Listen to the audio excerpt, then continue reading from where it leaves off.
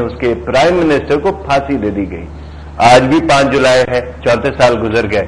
سوال یہ ہے کہ ان 34 سالوں میں کچھ بدلا یا نہیں بدلا. افسوس کی بات یہ ہے کہ شاید ہم پاکستانیوں کو احساس نہیں ہوتا کہ کوہلو کے بین کی طرح ہم جتنا بھی سفر کر لیں ہم وہیں آ کے رکتے ہیں جہاں سے چلے تھے. آج بھی اگر دیکھیں، کل اس دن کی بات کریں تو ہمارے ملک کے اندر PNA کی موومنٹ چل رہی تھی. آج ایک گرینڈ ڈیموکریٹک الائنس کی بات ہو رہی ہے. اسی طرح سے اگر آپ دیگر باتیں کریں، اس دن ملٹری ٹیک اوور ہوا تھا تو آج بھی اسپیکولیشن ملٹری ٹیک اوور کا بار بار ہوتا ہے. سوال یہ ہے کہ ہم کب سمجھیں گے. آج کے دن پاکستان کو آگے لے جانے کے لیے جو امپورٹنٹ چیز چاہیے وہ ہے کنسنسس اور ڈائریکشن. کیا آج کے سیاستدان اس قابل ہیں کہ وہ یہ دے سکیں؟ کیا اس دن کے سیاستدان آج سے 34 سال پہلے کے قابل تھے اس چیز کو کرنے کے؟ اگر نہیں تھے تو کیوں نہیں تھے؟ اگر ہے تو اتنا زیادہ شور شرابہ اور مسائل کیوں ہیں؟ مہمانوں کا تعارف کرا دوں. میرے دائیں طرف تشریف رکھتے ہیں جناب شاہد خاقان عباسی صاحب، MLA پاکستان مسلم لیگ نواز، بہت بہت شکریہ سے تشریف لانے کا. ان کے ساتھ تشریف رکھتے ہیں جناب سید ناصر علی شاہ صاحب، MNA ہے پاکستان پیپلز پارٹی، بہت بہت شکریہ سے تشریف لانے کا. بائیں طرف تشریف رکھتے ہیں جناب سلیم صافی صاحب، senior journalist, anchor person, columnist and what not. Thank you very much for coming to the programme in studio. Shah ji, میں آپ سے بات شروع کروں گا اگر آپ اجازت دیں. یہ ہے کہ آج بھی گرینڈ الائنس کی بات ہو رہی ہے اور دیگر چیزوں کی بات ہو رہی ہے. کیوں آپ سیاستدان اور خاص طور پہ پیپلز پارٹی، تب بھی حکومت پیپلز پارٹی کی تھی، آج بھی ہے، کیوں نہیں سمجھتی ہے پیپلز پارٹی کے سرکمسٹانسز کیا اور کیسے چلنا چاہیے؟ بسم اللہ الرحمن الرحیم. آج کا دن اگر حقیقت میں دیکھا جائے پاکستان کا سب سے سیاہ ترین دن ہے. آپ کو یہ لگتا ہے وہ دن ہے جس میں ایک جمہوری حکومت کو ختم کی گئی، ایک عوامی حکومت کو ختم کی گئی اور اس کی بجائے اس کی جگہ ایک ڈکٹیٹر نے ٹیک اوور کیا. یعنی آپ اگر تھوڑا سا مجھے اگر برا ہے موقع آپ مجھے موقع دینا، آپ مجھے موقع دینا. یعنی آپ دیکھیں کہ بھٹو صاحب نے کیا نہیں کی اس ملک کو. سب سے پہلے اس نے ایک آئین دی. یہ ملک آئین، اس ملک کی آئین نہیں تھا. اس نے ایک شعور دی، عوامی شعور. 95,000 فوج کو باعزت قید سے رہا کر کے پاکستان لے آیا. آپ کو ایک نیوکلیئر کانسیپٹ دی. ٹھیک ہے. اسلامی کانفرنس کی، اسلامی ورلڈ کو اکٹھا کیا. ٹھیک ہے. اس کے نتیجے میں ان کو کیا ملا؟ تو آپ کہنا چاہیں کہ آج کی پیپلز پارٹی نہیں ہو رہا ہے؟ نہیں، میں اگر ابھی آپ مجھے بات کرنے دیں تو میں اس پہ آؤں. سمجھائیں گے صحیح نا. بات یہ ہے کہ ہم نے وہ کچھ کیا پاکستان پیپلز پارٹی کے ساتھ، اس کی لیڈرشپ کے ساتھ، اس کے چیئرمین کے ساتھ، کہ آج آپ یہ دن بھگت رہے ہیں. آج آپ کو یہ دن دیکھنا پڑتا ہے. اگر اس دور میں ہم نہ چھوڑتے، ہم ریزسٹ کرتے اور اس ڈکٹیٹر کو ہم نہ چھوڑتے، آج میں یہ کہوں گا آپ کی اس چینل کی توسط سے کہ جو برائی ہے، جتنی بھی برائی ہے، چاہے وہ دہشت گردی کے حوالے سے، امن امان کے حوالے سے، چاہے کرپشن کے حوالے سے، چاہے سیاسی کلچر جو ہمارے ڈسٹرائی کی گئی، تباہ کی گئی، ٹھیک ہے، یہ سارے اس دور کے پیدا کردہ ہے. آج آپ بھگت رہے ہیں. بھٹو صاحب کے دور کے، بھٹو صاحب کی دیکھنا، جب 70 صاحب نے یہ پیدا کیا. 70 نہیں، بھٹو صاحب نے کیسے پیدا کیا؟ بھٹو صاحب نے تو اس دور کی بات کریں نا، تو اس دور سے تو بھٹو صاحب کی بہت بعد کی بات. اچھا، 77 کی بات کی بات، آج کے دن کی بات کی بات. شاہ جی مجھے آگے چلنا ہے. عباسی صاحب، میں آپ کے پاس بات کو لے کر آتا ہوں. اس وقت بہت بات ہو رہی ہے یہ گرینڈ الائنس کی. کیا واقعی بننے جا رہا ہے اور کیا اس کا واقعی مقصد جو ہے وہ پیپلز پارٹی کی حکومت کو ہٹانا ہے؟ اگر ہے تو کیوں؟ دیکھیں، گرینڈ الائنس تو ایک طرح سے بنا ہوا ہے. ٹھیک کہ جو لوگ حکومت کی کارکردگی سے، اس کی کرپشن سے اس بات سے اتفاق نہیں کرتے، جو بہتری چاہتے ہیں، تو وہ شاید ایک پلیٹ فارم پر اکٹھے ہو جائیں گے. ٹھیک. لیکن اگر ان کا مقصد صرف حکومت کو ہٹانا ہے تو پھر بات نہیں بنے گی. ٹھیک. ان کا اگر مقصد سیاسی نظام کو بہتر کرنا ہے اور کوئی متبادل ایجنڈا دینا ہے تو پھر یہ کامیاب ہو سکتا ہے۔ آپ اب یہ بتائیں کہ آپ کیا سمجھتے ہیں، صرف حکومت کو ہٹانا ہے یا بہتری لے کر؟ دیکھیے، اگر سیاسی طور پہ دیکھا جائے تو حکومت کو ہٹانے والی بات ہوتی ہے، ٹھیک، کہ الیکشن طرف لے جایا جائے اور الیکشن میں پھر ہر جماعت اپنا سٹینڈ لیتی ہے اپنے حالات کو دیکھ کر، ٹھیک۔ لیکن میں یہ سمجھتا ہوں کہ موجودہ حالات ایسے ہیں کہ شاید اگلے الیکشن کے بعد بھی کوئی جماعت اکثریت حاصل نہ کرے، کولیشن گورنمنٹ ہی نظر آتی ہیں مستقبل قریب میں۔ تو اس میں اگر گرینڈ الائنس صرف اس نقطے پر ہو کہ حکومت کو ہٹانا ہے تو شاید اس کو اتنی پذیرائی نہیں ہوگی جو اس کو ایک متبادل ایجنڈے سے ملے گی۔ لیکن آپ سمجھتے ہیں کہ ایپیٹائٹ ہے ایسی تبدیلی کی ڈیمانڈ کی، رائٹ سر؟ جی، وہ صرف پولیٹیکل سرکل میں نہیں ہے، وہ عوامی دباؤ اس پر ہے کہ یہ حکومت ناکام ہو چکی ہے، اس کی کرپشن جو ہے وہ حد سے بڑھ چکی ہے، مسائل کو حل نہیں کر سکے۔ آپ دیکھ لیں، ہر روز بجلی پر رائٹس ہوتے ہیں۔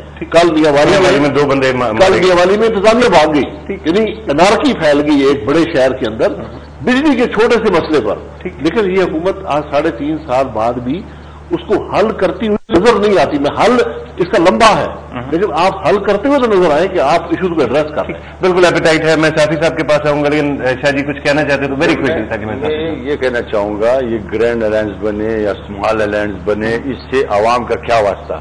عوام کے مسائل،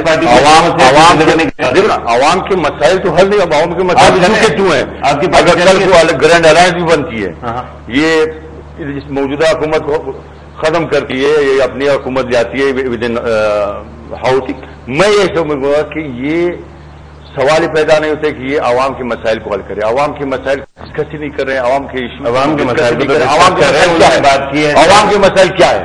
کیا عوام کے مسائل روٹی ہے، عوام کے مسائل کپڑا ہے، عوام کے مسائل عوام کے مسائل بجلی ہے، آپ کی پارٹی۔ میں یہی کہہ رہا ہوں نا، میں یہی کہہ رہا ہوں کہ کوئی ایپیٹائٹ ہے نا، ڈیمانڈ ہے، ان کے پاس بھی نہیں ہے۔ نہیں، انہوں نے کوشش تو نہیں، ابھی حکومت کیا کوشش سر؟ اجازت دیجیے مجھے، آپ بتائیں کہ اس الائنس سے کیا، گرینڈ الائنس سے کیا فائدہ ہو گیا؟ بننے تو دیے نا، ٹھیک ہے، ٹھیک ہے۔ پنجاب میں ہو رہا ہے، پنجاب میں کیا عوام کا کوئی مسئلہ ڈسکس ہوا؟ ٹھیک۔ صافی صاحب، ایک بہت امپورٹنٹ سوال یہ ہے کہ ایک سائڈ پہ تو ہمارا میڈیا اوور اس میں ڈرائیو میں ہے، لگاتار کہہ رہا ہے تبدیلی آ رہی ہے، تبدیلی آ رہی ہے۔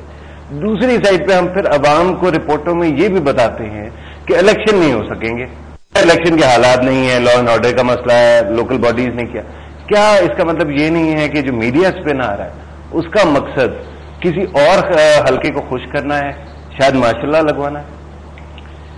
نہیں، میں نہیں سمجھتا کہ میڈیا ماشاءاللہ لگوانا چاہے گا۔ پہلی بات تو یہ ہے کہ اچھے برے لوگ ہر طبقے میں ہیں، ٹھیک۔ سیاستدانوں میں ماشاءاللہ کو شہ دینے والے بھی ہیں اور ماشاءاللہ کی مزاحمت کرنے والے بھی ہیں۔ وکیلوں میں اگر آپ دیکھیں تو ایک طرف آپ کو وہ جسٹس قیوم جو تھے ان جیسے اور قصوری صاحب جیسے لوگ بھی ملیں گے، اور اس میں آپ کو اعتزاز اور اس طرح کے لوگ بھی ملیں گے۔ اسی طرح صحافیوں میں بھی ہوں گے کچھ، یا میڈیا کے لوگوں میں بھی جو ماشاءاللہ کے متمنی ہوں گے، لیکن میڈیا والے یہ حقیقت جان چکے ہیں کہ جس طرح جو کچھ سلوک ان کے ساتھ ماشاءاللہ میں کیا جاتا ہے، بہرحال وہ ان کو جمہوریت میں بھی وہ خوش نہیں ہوتے، لیکن ان کے ساتھ وہ سلوک نہیں کیا جاتا جو کہ ماشاءاللہ میں یہ بات ہم سلیم شہزاد سے پوچھیں تو اچھا نہیں ہوگا، سلیم شہزاد مرحوم سے، شہید سے، کہ کیا اس کے ساتھ پرویز مشرف کے دنوں میں اچھا ہوا تھا، یہ آج کل ہو رہا ہے؟ یہ بھی تو سوال ہے۔ نہیں، دیکھیں، اس وقت بھی اگر میڈیا کے لوگ یا ہم جیسے لوگ اگر اس موجودہ سیٹ اپ سے نالا ہیں یا اس پہ تنقید کر رہے ہیں تو وہ اس بنیاد پہ کر رہے ہیں کہ کیوں میرے ملک کے سیکیورٹی کے جو معاملات ہیں وہ ماشاءاللہ میں بھی وہی لوگ ڈیل کر رہے ہیں، اور آپ لوگ اپنے اندر یہ اہلیت کیوں نہیں پیدا کر سکے کہ اپنی فورن پالیسی کو، اپنی افغان پالیسی کو اور اپنے انٹرنل سیکیورٹی کے نظام کو اپنے ہاتھ میں لے لیں۔ ہم تو ان کا اختیار بڑھانا چاہتے ہیں کہ خدا کے بندو اپنے حق کو پہچانو اور اپنا اختیار ان سے لے لو۔ اور ایک یہ جو آپ نے پہلے شروع میں جو بات کی، میں اس پہ کچھ کمنٹس کرنا چاہوں گا کہ میں نہیں سمجھتا کہ تبدیلی نہیں آئی ہے جو 77 کی آپ نے بات کی۔ دیکھیے، اس وقت ذوالفقار علی بھٹو اور ان کی پارٹی اور ان کی شخصیت جو کچھ تھی، ذوالفقار علی بھٹو صاحب کے دور میں دوسری طرح کے مسائل تھے اور دوسری طرح کے خوبیاں تھے۔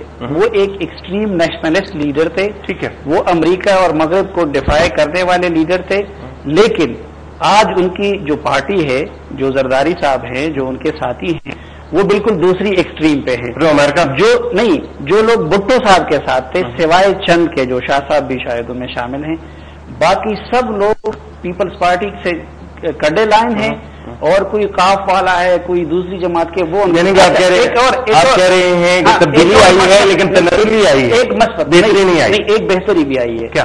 وہ یہ کہ بھٹو صاحب کے دور میں انہوں نے اپنے سیاسی مخالفین کے ساتھ جو سلوک کیا، ان کے دور میں جتنے لوگ جیلوں میں تھے، اہل سیاست بھی اور اہل صحافت بھی، زرداری صاحب کے دور میں ان کے مخالفین کے ساتھ وہ نہیں ہو رہا ہے. اس معاملے میں ان کا برداشت شاید زیادہ ہے. البتہ طاقت کا بھی فرق ہے. ایک چیز کہ بھٹو سے آپ 1000 اختلاف کر سکتے ہیں، لیکن ان پہ کرپشن کا کوئی الزام نہیں تھا.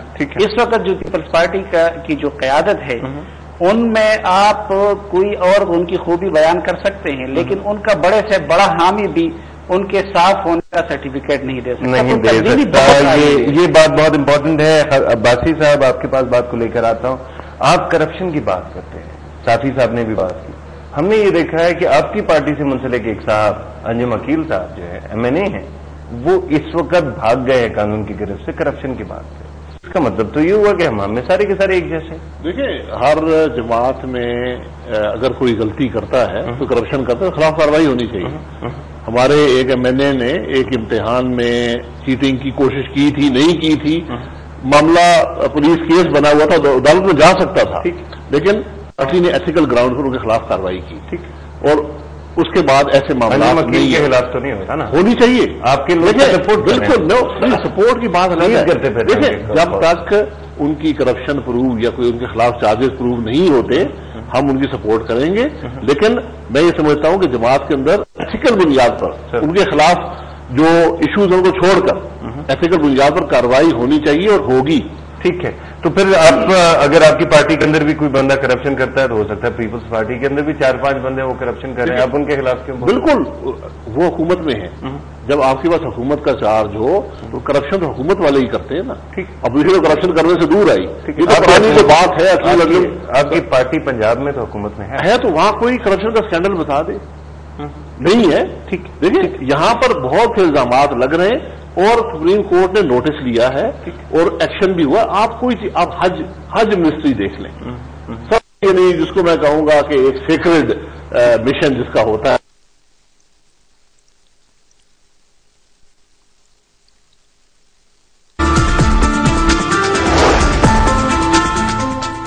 یہ بتائیے کہ آپ کے ہر بندے کے اوپر کوئی نہ کوئی ٹینٹ موجود ہے کہ یہ کرپشن کر رہے ہیں. جن لوگوں پہ نہیں ہے ان کو آپ اٹھاتے ہیں اور کابینہ سے نکال دیتے ہیں. سمجھائیے کہ کیا غلطی ہے پیپلز پارٹی کے اندر، کیا مسائل ہیں، کیوں آپ کو اچھی چیز پسند نہیں آتی، بری چیز پسند آتی ہے؟ جناب، سب سے پہلے تو میں یہ کہوں آپ کو کہ ہم کہتے ہیں ادارے کرپٹ ہے کرپٹ. کون سے اوپر سے نیچے تک آپ جو ادارہ آپ اٹھا، ایک ادارہ مجھے آپ بتائیں کہ یہ کرپٹ نہیں ہے. اس وقت کی بات نہیں ہو رہی، اس وقت آپ کے پالیٹیشین ساتھیوں کی بات ہو رہی ہے. میں آپ کے پالیٹیشین کی بات ہو رہی ہے. میں پالیٹیشین کی بات کروں. 70 سے 77 تک آپ تاریخ اٹھا کر دیکھ لیں، چاہے اپوزیشن ہے چاہے حکومت میں جو لوگ تھے، کسی پالیٹیشین کا کوئی کرپشن کا آپ کو اسکینڈل نظر نہیں آئے گا. ٹھیک ہے، وہ تو ماضی ہے نا. اس کے بعد میں اب پھر وہ دریاتا ہوں، جس شخص نے ٹیک اوور کی وہ ایک عامر نے کرپشن کو سیاست میں اس نے اس کی بنیاد رکھی. سر دیکھیں، مریضوں کو الزام دینا بڑا آسان ہوتا ہے. وہ چلے گئے وہ. یہ تو میں کہتا ہوں آج کے دن کی بات کریں، آج آپ کے وزیر اعظم جو کہتے تھے کہ جن کی بات کہا جاتا ہے کہ انہوں نے اپنے بچے کی پڑھائی کے لیے پیسے بیچ کے دیے، آپ ان کا بیٹا امپورٹ کر رہا ہے سر گاڑیاں. آپ اگر چھوڑیں گے، دیکھو نا سیاست. ویلکم بیک جی. بات چل رہی تھی بریک سے پہلے 5 جولائی کی اور پاکستان کے آج کے پولیٹیکل کلچر کی. COD کا ذکر آ گیا بیچ میں اور اسی چارٹر آف ڈیموکریسی کے بارے میں عباسی صاحب کے پاس بات کو لے کے آتے ہیں. سر مجھے یہ بتائیے کہ چارٹر آف ڈیموکریسی آپ نے اتنا خوبصورت سائن کیا تھا، محترمہ کی بھی یادداشتیں یا ان کی اپنا اسپیشل اس کے اوپر موجود تھا. یہ بتائیے کس نے بریچ کیا، آپ لوگوں نے کیا یا انہوں نے کیا، یا پھر بیسیکلی وہ ایک پولیٹیکل ڈاکومنٹ تھا جس کا کام تھا استعمال ہونا اور ختم ہونا؟ دیکھیے، چارٹر ڈیموکریسی تھا، یہ ایک ڈاکیومنٹری اسپرٹ تھا. ٹھیک، آپ اس کے الفاظ میں نہ جائیں. بیسکلی پرپز یہ تھا کہ دو بڑی جماعتیں ہیں جو پہلے حکومت بھی دو دفعہ کر چکی ہیں اور انہوں نے غلطیاں بھی کی ہیں، ان غلطیوں سے سیکھ کر